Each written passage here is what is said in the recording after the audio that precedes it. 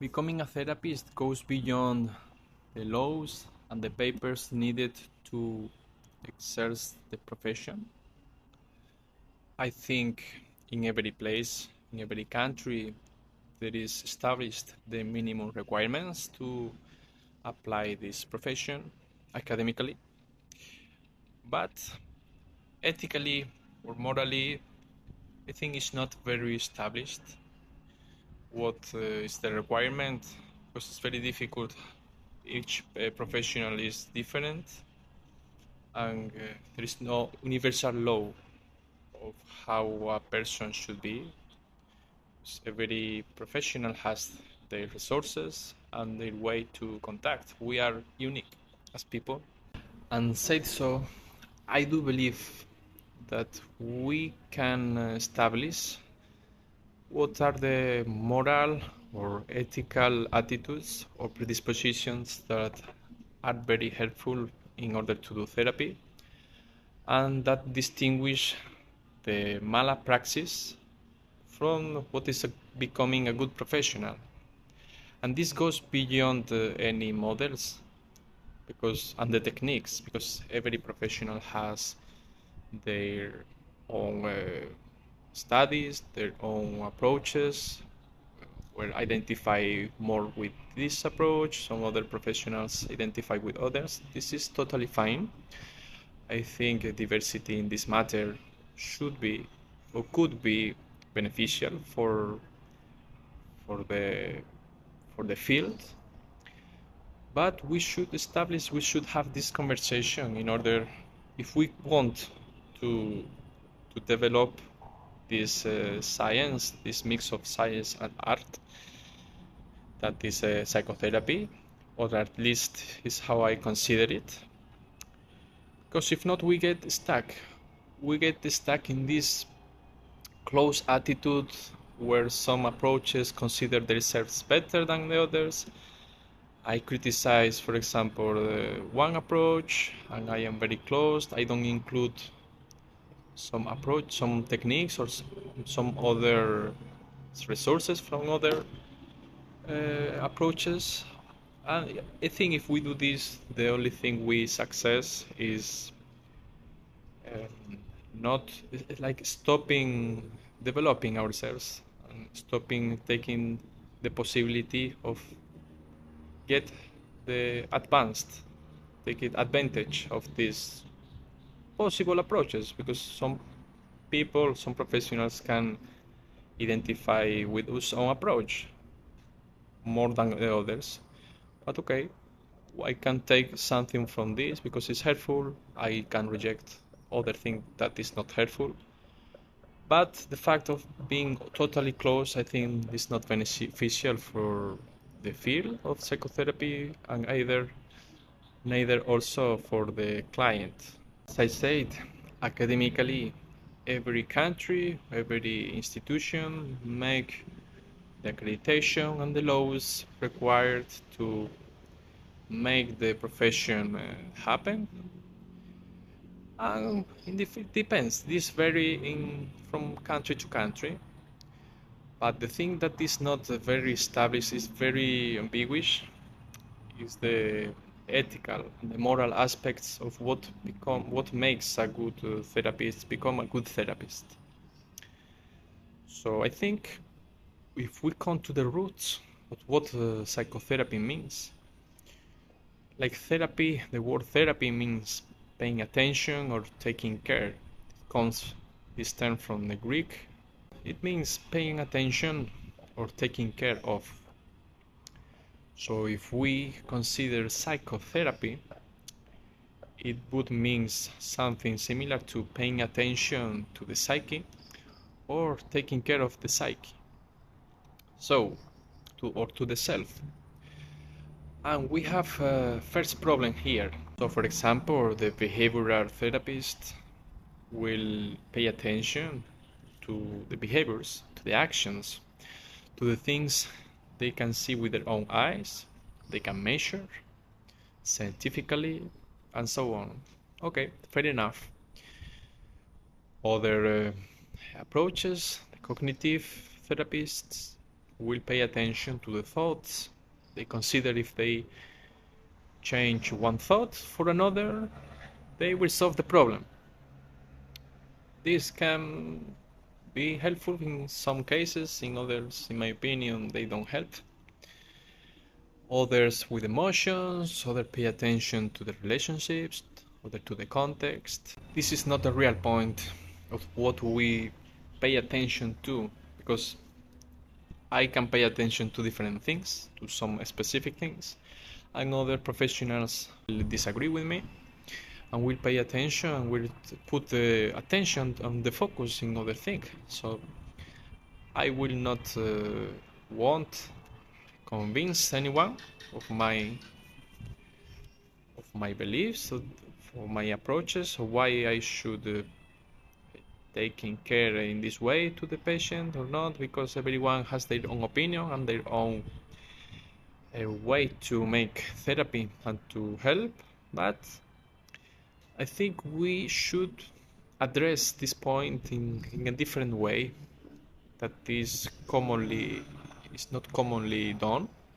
What Carl Rogers taught us with his active listening, so-called Rogerian therapy nowadays, is the fact of active listening is not judging the other person.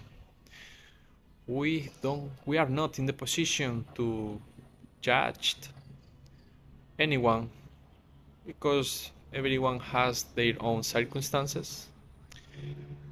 The other person that comes to therapy, our client, did whatever they did with their own resources in the moment they did in their lives. So maybe if we were in the same position as them, we would have acted like similar way. We don't know. Everyone is unique, and I think Carl Rogers was right here. This is really helpful in order to maintain a relationship of help. We cannot establish a healthy relationship with our client if we judge him all the time and we give advices to him. I think this is not helpful. I think this Rogerian active listening is very related what is so-called mindfulness. When you have mindful listening, the other thing I truly believe is very must to do if we want to establish a relationship of help and we want this to be successful, is to do inner work. And it's related what I talked before about the accreditations and the papers according to the laws of the different countries we are based in. Because of course we can say, to become a therapist I study training for different years, some years, and I start working. It's a way to see the situation, this circumstance. But I think it goes beyond that. As I said before, becoming a therapist goes beyond that. I think a part of that is very important. A part of being academically respectful with the laws, with institutions that make credit for us. I think we should all, ethically or morally, we should feel that we are prepared to be in the position to offer help to the other person. And for doing this, I think there are some few actions we can do. First thing we can do is inner work. And the other thing is learning from people with more experience. According to the first point, I truly believe that we should do inner work. Yes, because when we are in a position of offering help, it may happen that we are in the session and the client comes to us with a problem that may trigger us. If we have some open wound, and we are not aware of, we may have transference.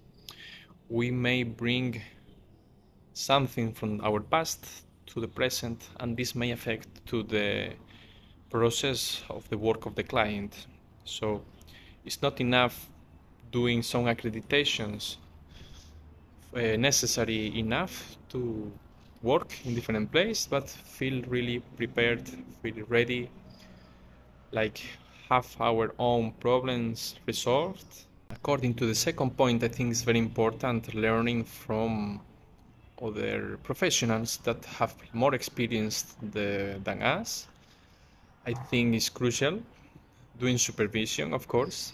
And in this point, I would like to include the fact of having the attitude of openness, because if we are not open mentally to learn from other approaches, then maybe we are close to the experience.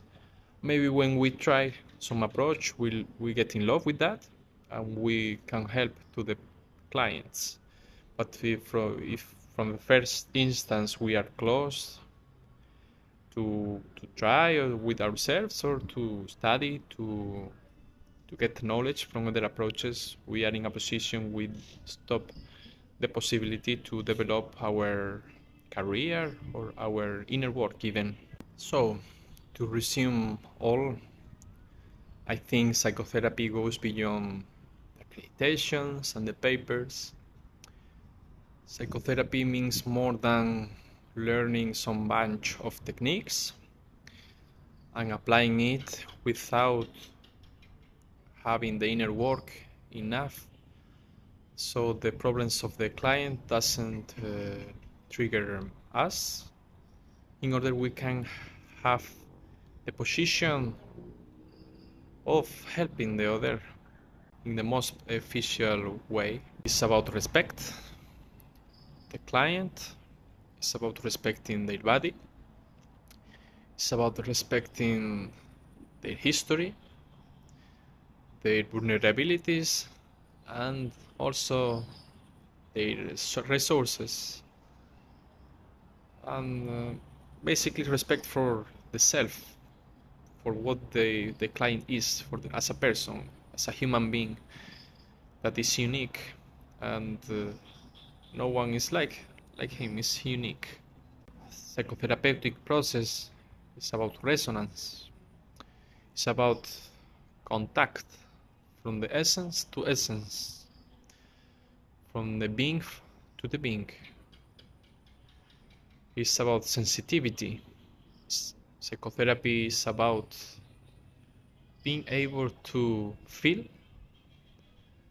myself as a person who feels the problem, the person who has problems. It's about hope.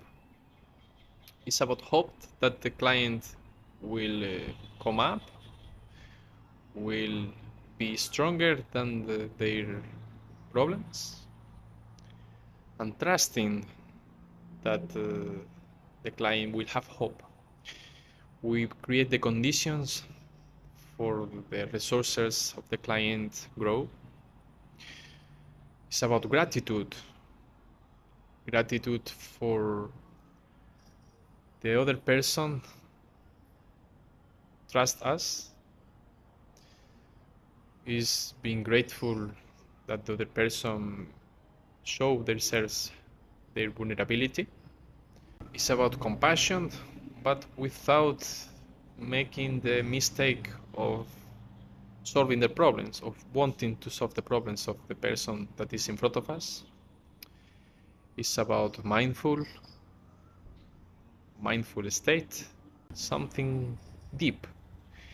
It's about a contact without masks, without roles, without cliches.